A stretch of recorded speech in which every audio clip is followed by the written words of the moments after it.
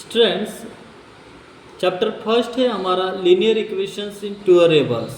इसका हम एक्सरसाइज 1.3 हम स्टार्ट करने जा रहे हैं। Practice set 1.3 students, first question से fill in the blanks with correct numbers. अब यहाँ पर देखो स्टूडेंट्स, एक क्वेश्चन से 4 वैल्यू दे रखे हैं यहाँ पर 3, 4, 2 एंड 5। आपके टेक्स्ट बुक में ही यहाँ पर ये क्वेश्चन है स्टूडेंट्स, इसमें हम इस क्वेश्चन को हम सॉल्व करेंगे। अब इसमें हमें प्रॉपर नंबर हमको फिलअप करना है इन चारों ब्लॉक में।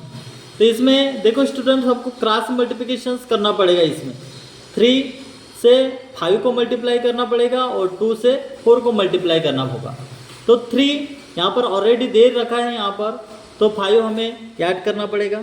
तो हम यहाँ पर लिख देंगे 5 माइनस, अब ये 2 मल्टीप्लाई 4, 2 से 4 को हम मल्टीप्लाई करेंगे। तो देखो 4 ऑलरेडी दे रखा है, तो हम यहाँ पर लिखेंगे 2।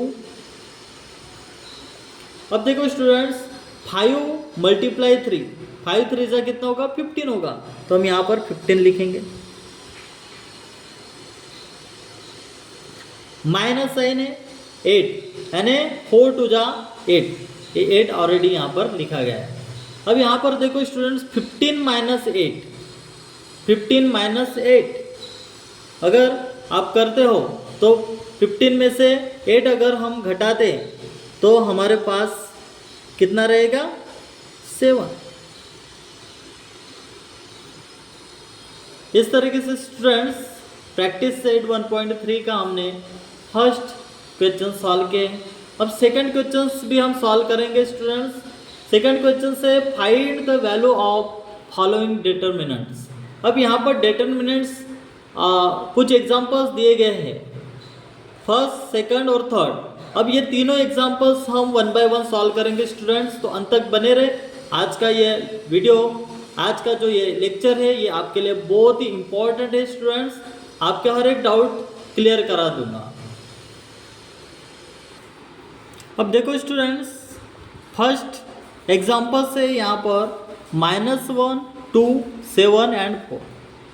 शुरुआत का फर्स्ट एग्जाम्पल्स जिस प्रकार हमने सॉल्व किए स्टूडेंट्स, उसी तरीके से हमें ये फर्स्ट क्वेश्चंस भी हमें सॉल्व करना है। अब इसमें सबसे पहले क्रॉस मल्टीप्लिकेशन आपको करना है, -1 मल्टीप्लाई 4 और 2 मल्टीप्लाई 7। इस तरीके से हमको अरेंज करना है स्टूडेंट्स। तो चलिए हम इसे सॉल्व करते हैं स्टूडेंट्स, बहुत ही आसान है। अब क्रॉस मल्टीप्लिकेशंस करेंगे। सबसे पहले क्रॉस मल्टीप्लिकेशंस करने के बाद फिर जो वैल्यू आएगी उसको हम देखेंगे। Is equal to -1 multiply 4 minus 7 multiply 2, 7 multiply 2। अब देखो स्टूडेंट्स, -1 है, 4 1 जा 4 होगा, तो हम लिखेंगे यहाँ पर 4, माइनस का साइन आएगा। 7 2 जा कितना 14 हो जाएगा, तो हम यहाँ पर 14 लिखेंगे। अब देखो स्टूडेंट्स, 4 माइनस 14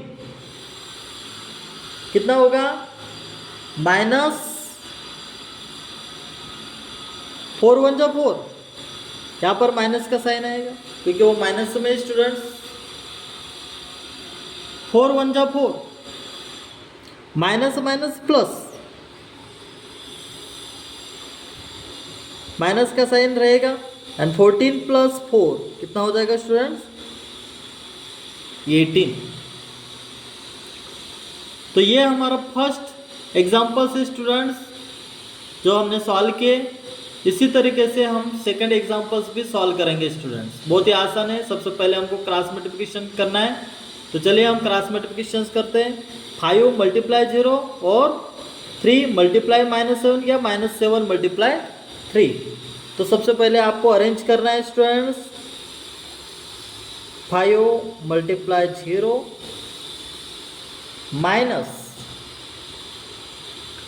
3 मल्टीप्लाई -7, ये 3 से 7 को मल्टीप्लाई किया, 5 से 0 को हमने मल्टीप्लाई किया स्टूडेंट्स। 5 मल्टीप्लाई 0, 5 से अगर 0 को मल्टीप्लाई करते हैं हम तो 0 ही होगा। माइनस 7 3 जा कितना होगा स्टूडेंट्स? 21 हमने लिखे।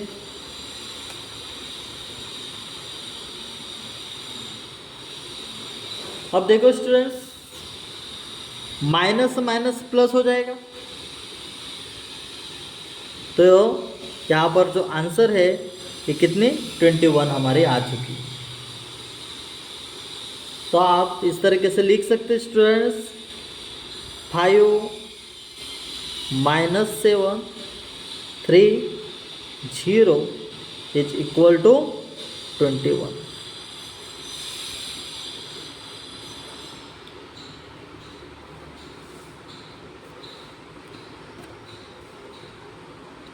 थर्ड क्वेश्चन स्टूडेंट्स हम सॉल्व करेंगे इसी तरीके से,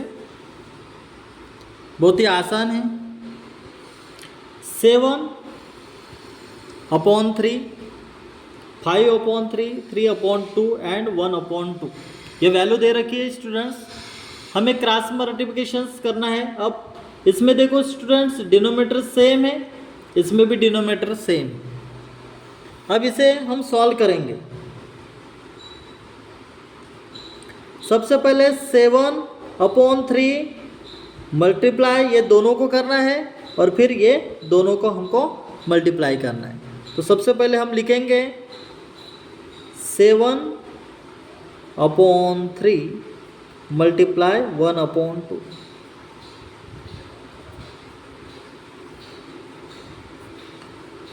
माइनस 5/3 मल्टीप्लाई 3/2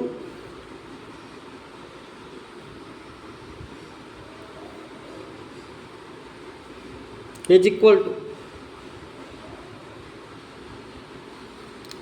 देखो स्टूडेंट्स 7 1 जा 7